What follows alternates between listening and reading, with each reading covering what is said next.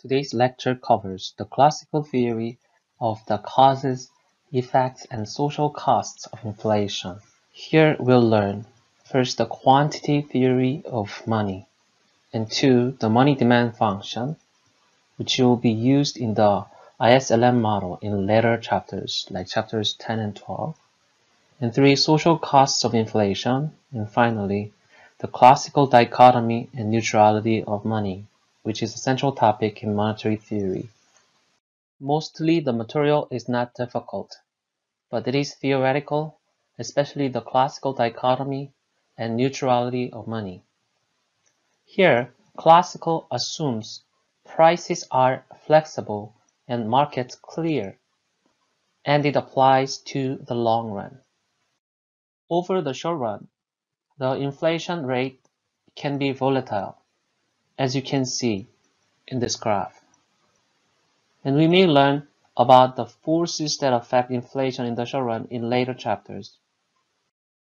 But in this chapter, we focus on the long-run trend behavior of inflation. We will learn a simple theory of inflation over the long run and see that its predictions are very consistent with US and international data. We begin with a simple theory of money demand, the quantity theory of money. And it is a simple theory linking the inflation rate to the growth rate of the money supply, and it begins with the concept of velocity. The starting point of this theory is the observation that people hold money largely to facilitate transactions, and velocity is the rate at which money circulates, and it's defined as the number of times the average dollar bill changes hands in a given time period. For example, in 2015, there were, let's say, $500 billion in transactions, and the money supply equals $100 billion. And this means that the average dollar is used in 5 transactions in 2015. So in this case, the velocity should equal to 5. In other words, in order for the $500 billion in transactions to occur, when the money supply is equal to $100 billion, then each dollar must be used on average in 5 transactions. This suggests the following definition. The velocity of transaction, that is the number of times that a dollar bill changes hands, should equal to T over M, where T is the value of all transactions and M is the money supply. So in our previous example, when T equals $500 billion and M equals to $100 billion, then the velocity of transaction should equal to T over M, which is equal to 500 over $100 billion. So at the end, that's equal to 5.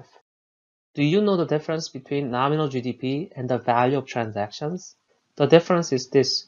Nominal GDP includes the value of purchases of final goods. However, total transactions also include the value of intermediate goods. So they are different. However, even though they are different, they are highly correlated. If that's the case, we can use nominal GDP as a proxy for total transactions. Then we can define V as the income velocity of money, which is equal to the nominal GDP over money supply. So if nominal GDP is proportional to the value of all transactions, then the income velocity of money should be proportional to the transaction velocity of money. And as this model focuses on GDP, and there are lots of great data on GDP, this definition would be more useful in practice.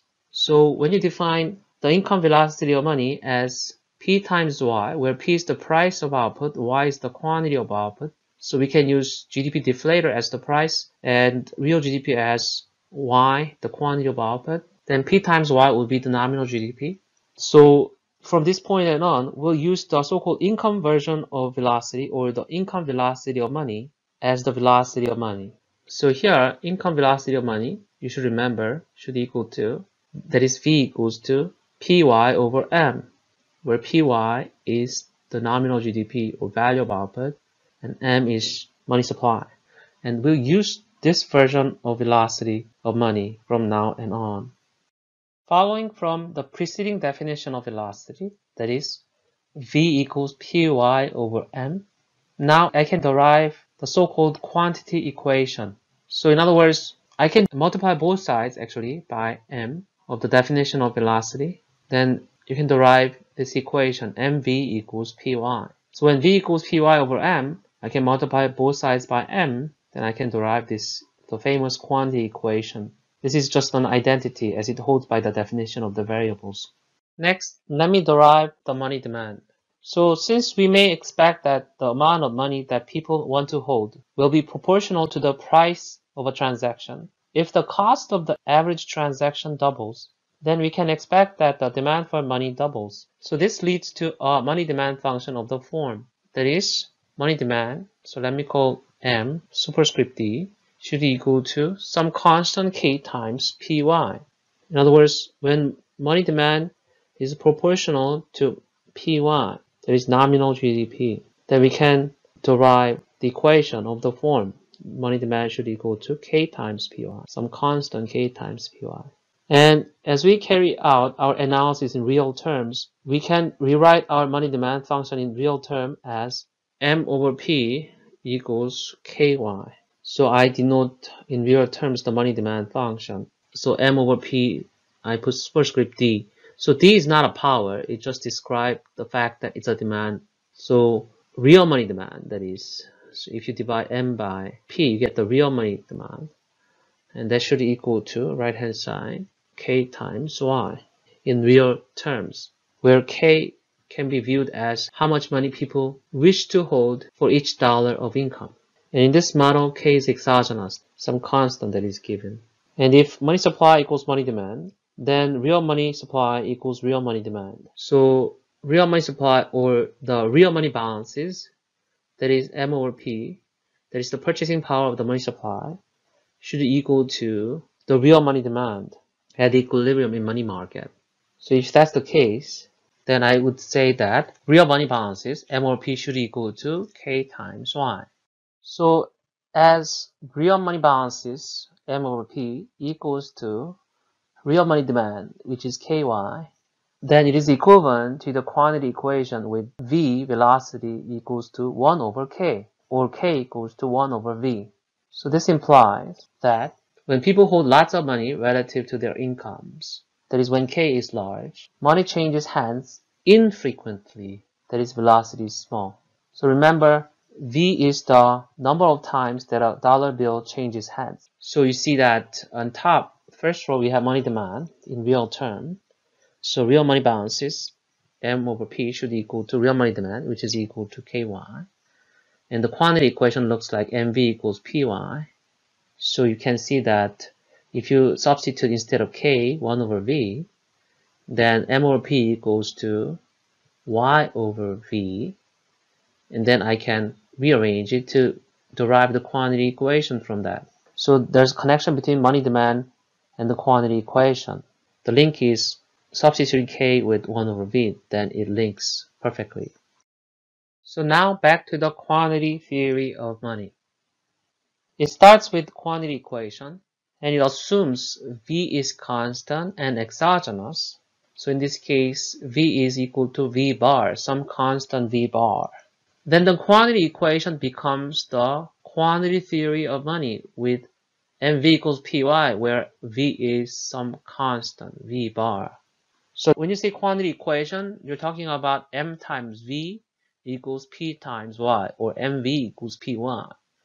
But when you say quantity theory, you talk about the assumption of the theory, and the assumption is velocity is constant and exogenous. Therefore, when you express equation as mv bar equals py, then you actually describe what? The quantity theory of money. So when you say quantity equation, that's mv equals py. When you say quantity theory, then mv bar equals py, with the assumption of velocity being constant. Now, with the model we just derived, let's learn how the price level is determined in this model. First, with velocity constant, the money supply determines the nominal GDP Py. That is, the quantity theory of money determines the nominal GDP Py. And next, real GDP is determined by the economy's supplies of capital K and labor L, and the production function as you learned in chapter 3. That is, y is determined outside of this model. That is the model from chapter 3.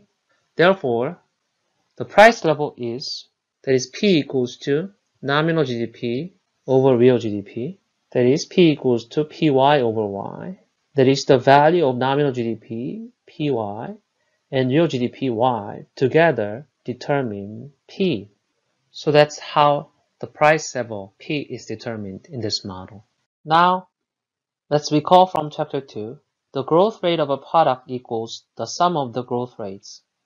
So remember we derive these using log. Then the quantity equation in growth rates then becomes like this. Because MV equals PY is the quantity equation, and you take log of those, then you can say log of M plus log of V equals log of P plus log of Y. And then you time difference it, and you normalize time, the change in time to 1 unit. Then you can have this formula. That is the quantity equation in growth rates can be expressed as percent change in money supply plus percent change in velocity equals to percent change in price level plus percent change in Y, the real GDP. And the quantity theory of money assumes velocity is constant, so the percent change in velocity equals 0. So with percent change in velocity being equal to 0, now we have new equation. That is percent change in money supply should equal to percent change in price level plus percent change in real GDP Y. And we can solve this result for, let's say, pi, where pi is defined as percent change in price level, which is also known as inflation rate. So you can solve for percent change in P. Then you have that percent change in P, which is pi, should equal to percent change in M minus percent change in Y. So this is a theory of inflation now. So we just obtained a theory of inflation from the quantity theory of money. So normal economic growth requires a certain amount of money supply growth to facilitate the growth in transactions. And it tells you that money growth in excess of this amount leads to inflation. For example, suppose the real GDP is growing by 3% per year over the long run. This implies production, income, and spending are all growing by 3%. And this means that the volume of transactions will be growing as well. Then, according to this equation, or theory, or model, that is pi equals to percent change in M minus percent change in Y, that is inflation rate equals to the money growth rate minus real GDP growth rate. Then what this model implies is that the central bank can achieve zero inflation on average over the long run simply by setting money growth rate, let's say 3%, to match real GDP growth rate of 3%. So in other words, the money supply growth rate of 3% would exactly be enough. That is, exactly enough amount of new money is being supplied to facilitate the growth in real transactions. Therefore, at least in theory, you can achieve zero inflation in the long run simply by setting the money growth rate to 3% in matching with the real GDP growth rate of 3% per year over the long run. In chapters 8 and 9, we learned that the growth of output depends on exogenous factors such as population growth and technological progress. So these we can assume to be given, which is determined outside of the model. So if that's the case, then there's 1-for-1 relation between the change in money growth rate and the change in inflation rate. So in other words, the quantity theory predicts a 1-for-1 relation between changes in the money growth rate and changes in the inflation rate. So the quantity theory of money implies 1. Countries with higher money growth rates should have higher inflation rates, and 2. The long-run trend in a country's inflation rate should be similar to the long-run trend in the country's money growth rate. The question is, are the data consistent with these implications we just saw?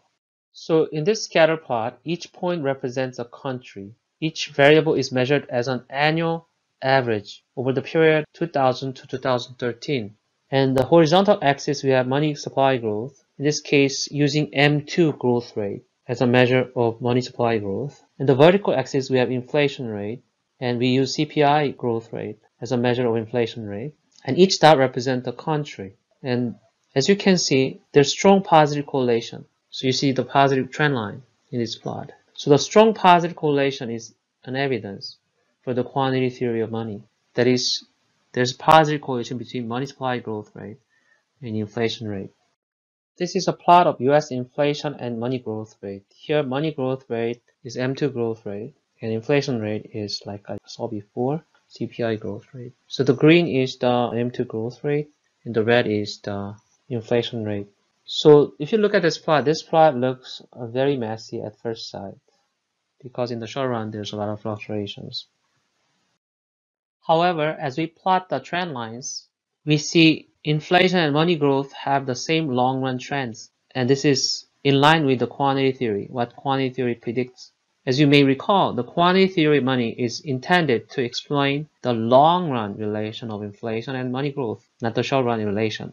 So this plot is another evidence for the validity of the quantity theory of money in the long run. Next, on seigniorage. Seigniorage is about spending more without raising taxes or selling bonds by printing money. So the government can print money, and the revenue raised from printing money is called seigniorage.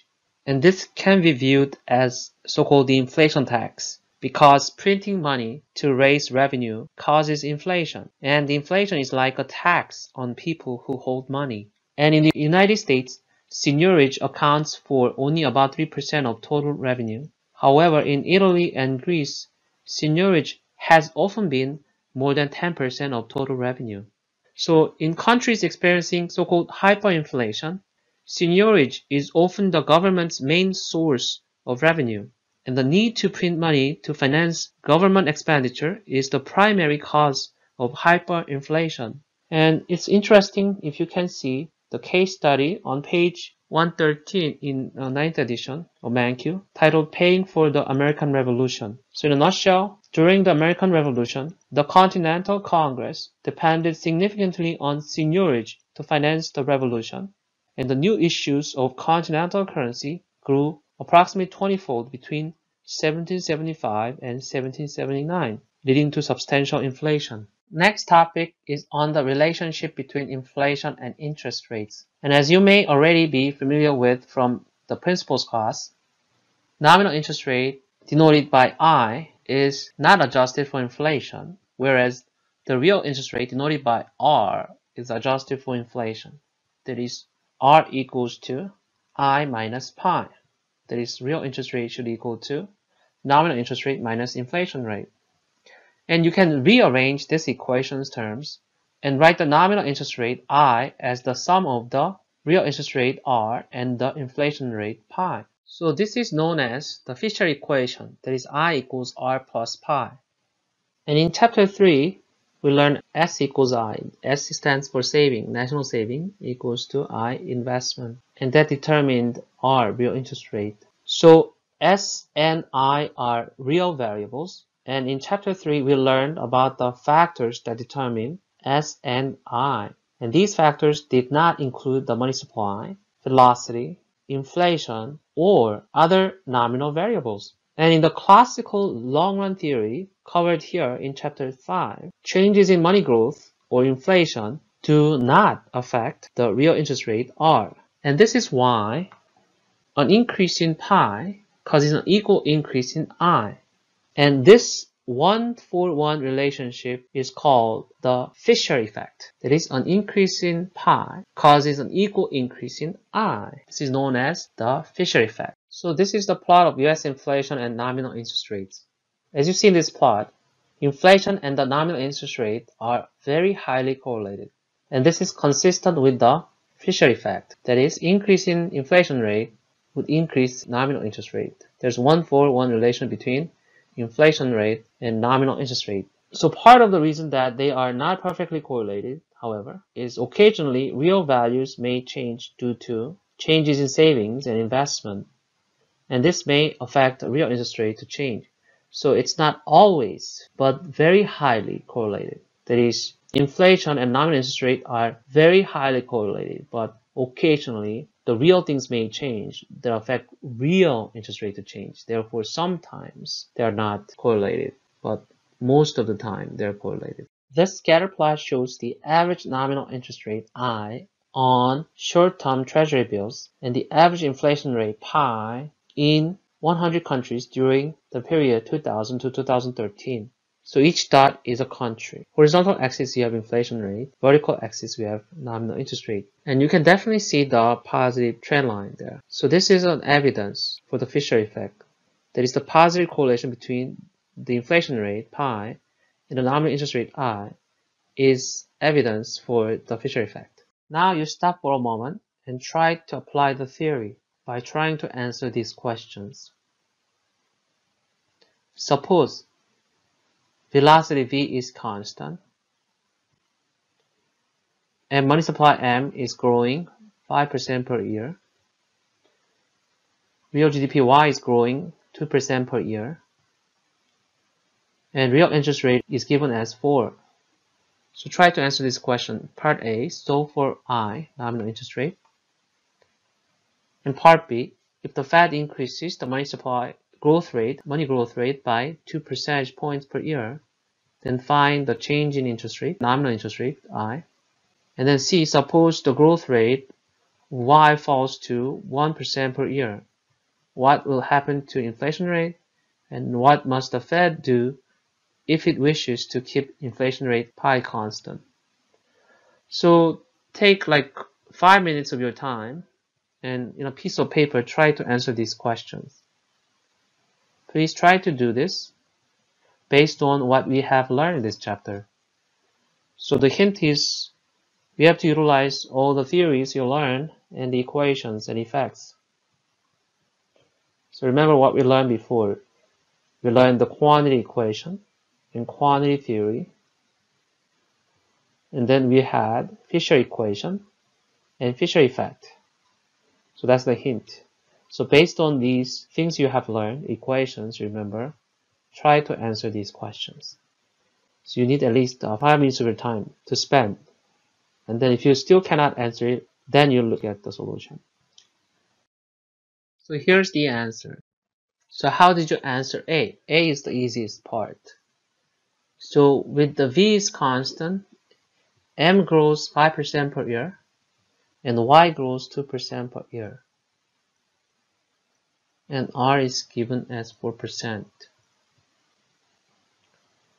Then first thing you have to find is using the quantity theory. What's the inflation rate? So inflation rate is percentage in prices. So pi should equal to the money growth rate minus real GDP growth rate. So inflation rate should equal to the money growth rate of 5% minus growth rate of Y, which is 2%. So inflation rate should be equal to 3% first.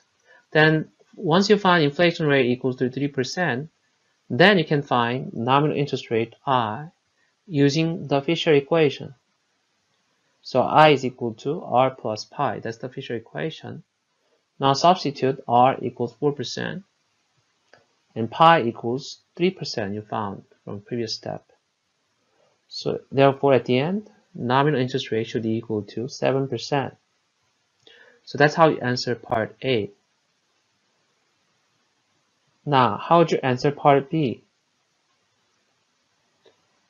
So in part B, the question asked, if the Fed increased the money growth rate by 2 percentage points per year, then find the change in interest rate, nominal interest rate.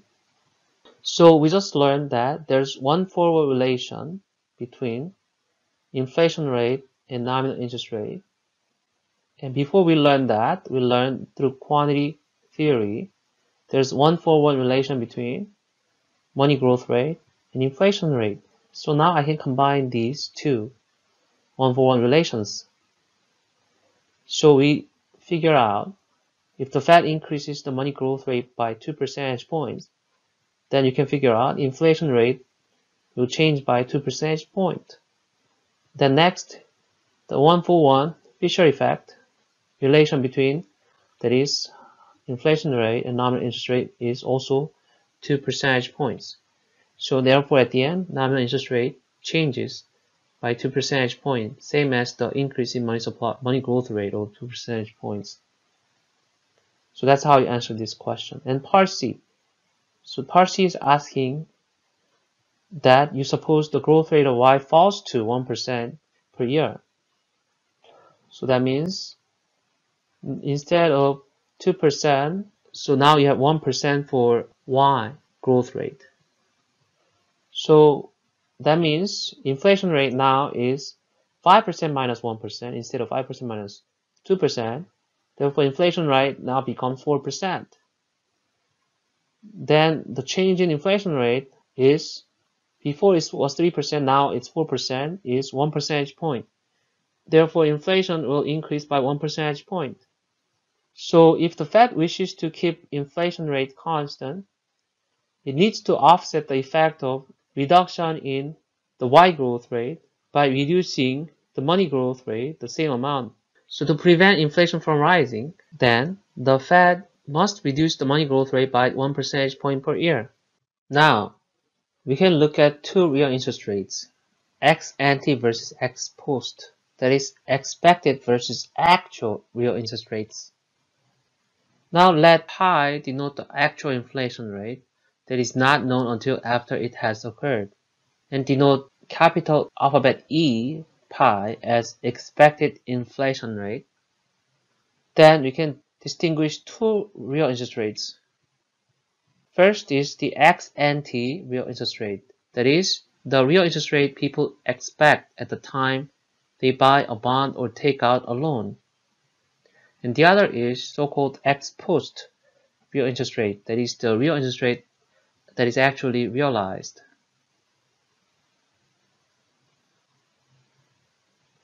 So we can say ex ante, that's when you make contracts, versus ex post, after you made the contract. We actually have different interest rates sometimes, or it could have same interest rate. And what actually matters when you make contract is ex ante, but actual outcome is based on ex post real interest rate. And this may create winners and losers. And that's why it's important to distinguish them. And then after that, later we can talk about the effect of inflation rate, and we can refer to it again because it creates winners and losers when there's inflation. In the quantity theory of money, the demand for real money balances depends only on real income Y. However, there's another determinant of money demand, the nominal interest rate I, that is the opportunity cost of holding money instead of bonds or other interest-earning assets. The consumer has a certain amount of wealth, which she must divide between money and other assets. And money is nice because it's very liquid, but money does not pay any nominal interest. And the other assets are typically less liquid than money, but may generate income. For example, bonds. There's therefore a trade-off between liquidity and income. And the more money the consumer holds in her portfolio, the greater liquidity of her wealth, but less income she earns from it, and vice versa. Hence, money demand depends negatively on nominal interest rate I. That is, when nominal interest rate goes up, then it decreases the money demand, and vice versa. So, the money demand function, that is real money demand, depends negatively on I, because I is the opportunity cost of holding money. So higher the nominal interest rate I, higher the opportunity cost of holding money, and lower the real money demand. And the real money demand depends positively on Y. That is, higher Y, that means higher income and more spending, there's more consumption. So you need more money to spend. And L, letter L, is used for money demand function because money is the most liquid asset. When people are deciding whether to hold money or bonds, they do not know what inflation will turn out to be. Hence, the nominal interest rate that is relevant for money demand is the ex ante nominal interest rate, that is R plus E pi, expected inflation. At equilibrium, the supply of real money balances should equal to real money demand in the money market. Now it is very important for you to learn the logical order in which the variables are determined. Here we do not need to know P in order to determine Y, but we do need to know Y in order to determine L, and we need to know L and M in order to determine P. So M is exogenous, determined by the Fed. R adjusts to ensure supply equals demand in the loan of funds market, so saving equals investment in that case. And Y is determined by the model you learned in chapter 3 by level of capital, labor, and level of technology, etc. And P adjusts to ensure the real money balances equals to the real money demand. So that's why we do not need to know P in order to determine Y, but we do need to know Y in order to determine L, and we need to know L and M in order to determine P. This slide shows the connection between the money market equilibrium condition and the quantity theory of money. So for given values of R, Y, and E pi, that is L, for given L, a change in M causes P to change by the same percentage. That is, if you take log on both sides of the equation up here, then you can rewrite the equation as natural log of M minus natural log of P equals natural log of L. And if you time difference it and set the change in time equals 1, then I can derive that approximation equation, that is percent change in M minus percent change in P equals to percent change in L. And since L is given because R, Y, and E pi are given, so percent change in L is 0, some constant. So L is some constant, so percent change in L equals 0. If that's the case, then percent change in M minus percent change in P equals 0. Therefore, percent change in P should equal to percent change in M. So a change in M causes P to change by the same percentage. And this is just like in the quantity theory of money, where we have quantity equation MV equals PY, and we took log on both sides, and we did the same exercise and figured out natural log of M plus natural log of V equals natural log of P plus natural log of Y, and you have time difference, and you made a percent change in terms.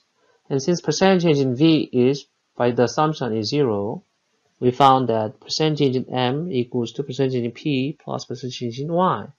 And you could express percent change in P as pi, and that you remember that equation, pi equals to percent change in M minus percent change in Y. And for given values of Y, then percent change in Y would be 0. Therefore, percent change in P, which is inflation rate, should equal to percent change in M. And this is just like, this is the quantity theory of money implication. And you just saw that this model's implication is exactly the same as the quantity theory of money's implication. So there's a connection between the money market equilibrium condition and the quantity theory of money. Now, what about the expected inflation in this model? Over the long run, people do not consistently over or under forecast inflation. So then expected inflation rate should equal to the actual inflation rate on average. So E pi equals pi on average. However, in the short run, expected inflation may change when people get new information. For example, Fed announces it will increase money supply next year, then people will expect next year's price level to be higher. So expected inflation rises. And this affects P now, even though M hasn't changed yet. That is, P would go up. So now let's use this model to show that. For given values of R, Y, and M, let's say expected inflation rises. Then what happened? By Fisher effect, nominal interest rate rises for given R. And this will lead to decrease in real money demand. That is, right hand side of the equation goes down. That is, L goes down. So what should happen? Then P should go up to make real money balances fall to re-establish equilibrium because M is given. So at the end, you can see that for given values of R, Y, and M, when expected inflation goes up, then price level will go up to make the real money balances to fall to establish equilibrium. Now let's discuss about the social costs of inflation. And these are not hard to figure out if you think like an economist. A common misperception is inflation reduces real wages. However, this is true only in the short run, when nominal wages are fixed by contracts. And as we learned in Chapter 3, in the long run, the real wage is determined by labor supply and the marginal product of labor, not the price level or inflation rate. And consider the data. So now let's look at this plot. If you look at this plot, the CPI has risen a lot over the past 45 years. However, the nominal wages have risen by a roughly similar magnitude. And if the common misperception or misconception were true, then the real wage should show exactly the opposite behavior as the CPI. However, it does not. It exhibits no downward long-run trend. So the classical view of inflation is that a change in the price level is merely a change in the units of measurement. Then the question is, why is inflation a social problem? Let's try to look at them right now. The social costs of inflation fall into two categories. One, costs when inflation is expected, and two, costs when inflation is different than people had expected. Let's look at each of the cases. Let's first look at the costs of expected inflation. And the first is the shoe leather cost. That is the costs and inconveniences of reducing money balances to avoid the inflation tax. So when inflation rate goes up, nominal interest rate goes up, and this will lead to decrease in real money balances. Remember, in the long run, inflation does not affect real income or real spending. So same monthly spending, but lower average money holdings means more frequent trips to the banks to withdraw smaller amounts of cash. That is, shoe leather gets to be worn out more quickly when you bump into the bank's door bumps more often. Thanks to ATM machines and internet banking, the shoe leather cost is likely to be very small right now than before. Second cost of expected inflation is the menu costs. The menu costs are the cost of changing prices. For example, cost of printing new menus and cost of printing and mailing new catalogs. At moderate rates of anticipated inflation, menu costs are relatively small. But higher is inflation, the more frequently firms must change their prices and incur these costs. The third cost of expected inflation is the relative price distortions. So firms facing menu costs change prices infrequently, and this will distort relative prices. For example, a firm issues new catalog each January, let's say, and as the general price level rises throughout the year, the firm's relative prices will fall then. And different firms change their prices at different times, and this will lead to relative price distortions, causing microeconomic inefficiencies in the allocation of resources. In other words, the informational content of prices as a signal for resource allocation goes down. that is, the power of free markets, is being restricted. And higher the rate of inflation, more inefficient the resource allocation, because the price loses the function of signaling the information transmission. The fourth cost of expected inflation results from the tax laws. In the 1970s, the income tax was not adjusted for inflation, and there were lots of people who received nominal salary increases large enough to push them into a higher tax bracket because of high inflation, but not large enough to prevent their real salaries from falling in the face of high inflation, and this led to political pressure to index the income tax brackets. However, some taxes are still not adjusted to account for inflation, such as the capital gains tax. So how does it result in unfair tax treatment? For example, let's say in January 1st you bought $10,000 worth of IBM stock. And let's say on December 31st, you sold the stock for $11,000. If that's the case, your nominal capital gain is $1,000, which is 10% nominal gain. However, suppose that inflation rate is 10% during the year. Then what happened?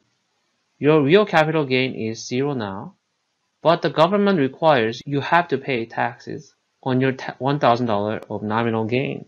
So at the end, net gain is actually negative after you pay the tax. Next, fifth cost of expected inflation is the general inconvenience. So inflation makes it harder to compare nominal values from different time periods. And this complicates long-range financial planning and intertemporal decision-making. For example, parents trying to decide on the amount of saving for future college expenses of their now young child. Another example, 30-something trying to decide how much to save for retirement. Third example, the CEO of a big firm trying to decide whether to build a new factory which will yield a revenue stream for next 20 years or more. These things get complicated.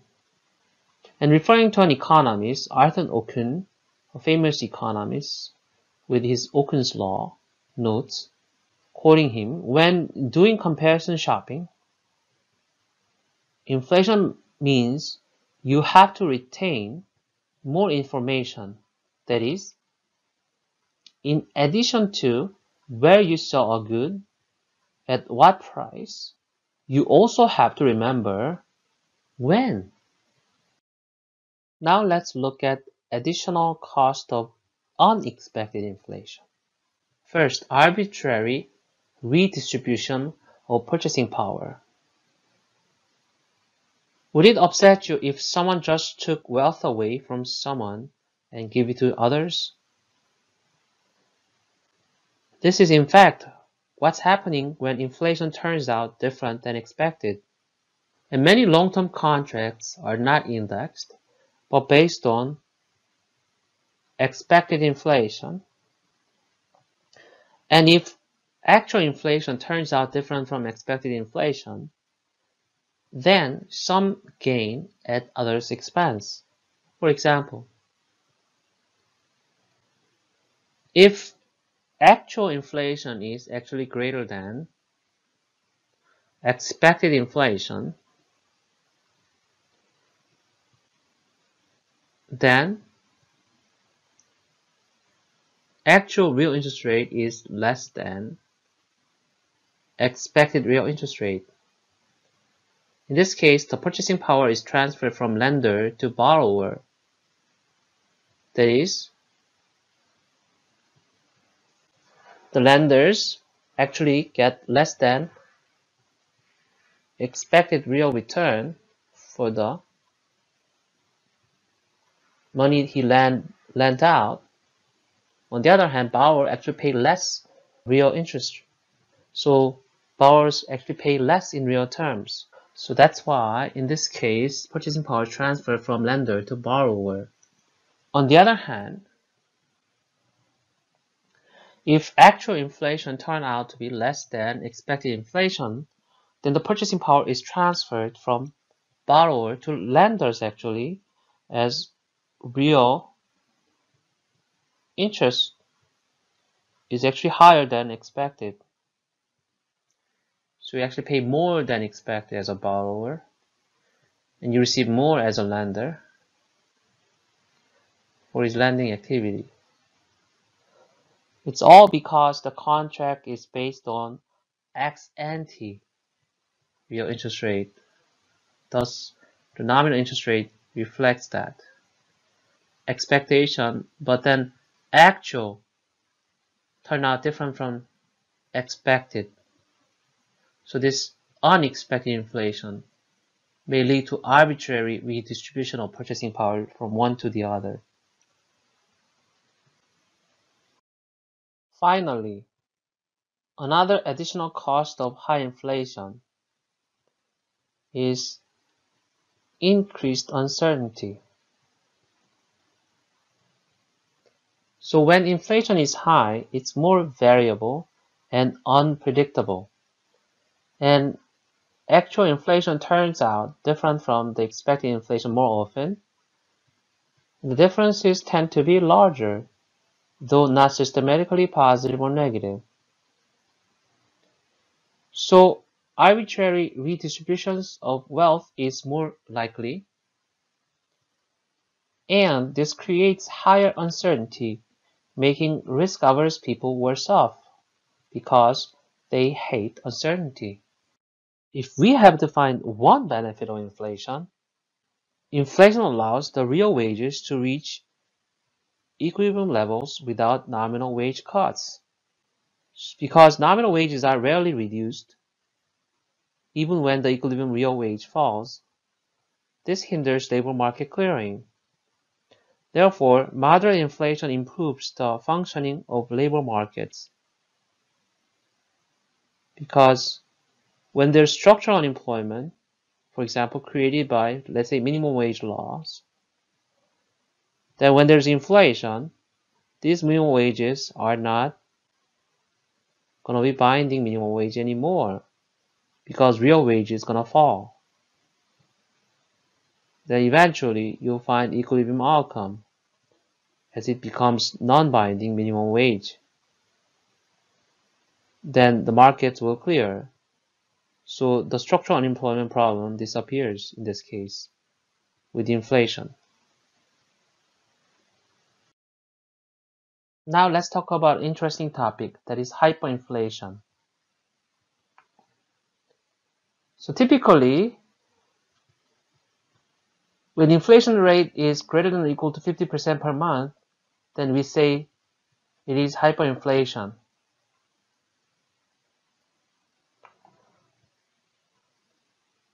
And in this case, all the costs of moderate inflation described before become huge. And money ceases to function as a store of value and may not serve its other functions such as unit of account and medium of exchange. Then, people may conduct transactions with barter or a stable foreign currency. And we have two examples in our textbook. One is hyperinflation in interwar period in Germany. That's on page 128. So between 1922 to 1924, and during last 15 months, inflation rate was around 300% per month in Germany. So that's happened when government expenditures were financed by printing large quantities of money. Another historical example is hyperinflation in Zimbabwe. That's more recent example. That's on page 130 in the textbook. And it's caused by printing money to pay the salaries of government employees because of declining tax revenues. It was so huge that you can find on internet. So what causes hyperinflation? Hyperinflation is caused by excessive money supply growth. So when the central bank prints money, the price level rises. And if it prints money rapidly enough, the result is hyperinflation. These are a few recent examples of hyperinflation. So the first column lists the countries that experienced hyperinflation recently. And the second column depicts the time period. And third and fourth column shows the CPI inflation and M2 growth rate, respectively. And these are computed as annual averages from the end of the first year to the end of the last year shown in each period. And as you can see, the money supply growth and inflation go hand in hand in all these countries.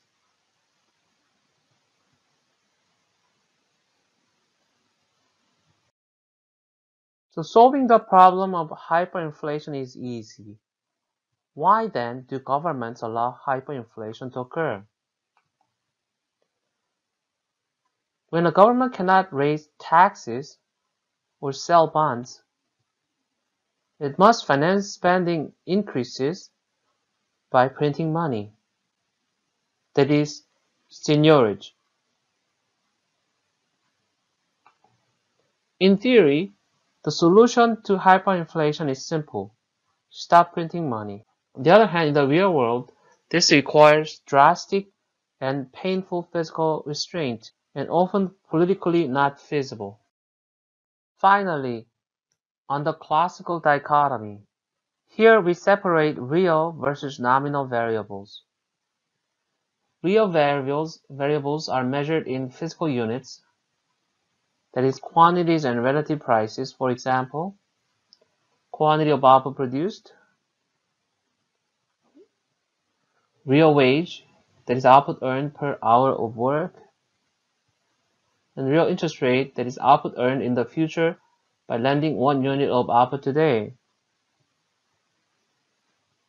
On the other hand,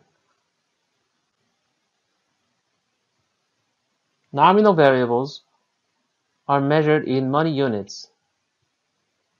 For example, nominal wage, that is dollar per hour of work, nominal interest rate, that is dollars earned in future by lending $1 today, and the price level, which is the amount of dollars needed to buy a representative basket of goods.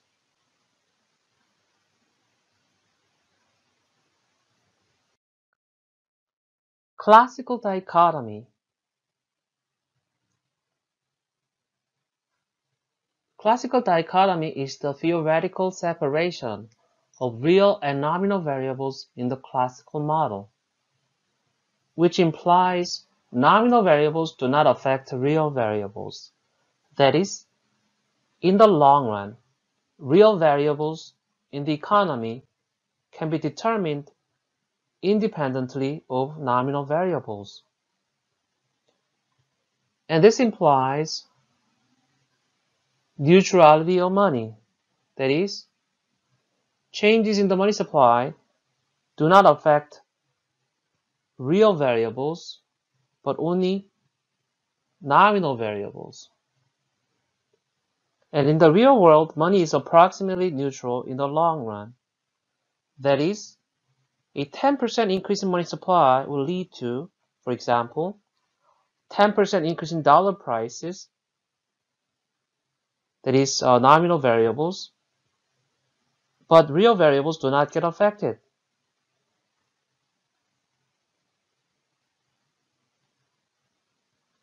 So this completes chapter 5. And what's coming up next? Next chapter we'll cover is unemployment chapter. That's chapter 7. This is a bit shorter and less difficult chapter, so I can cover rather quickly than usual. However, it does not mean it's not important. In fact, it is one of the most important topics in macroeconomics,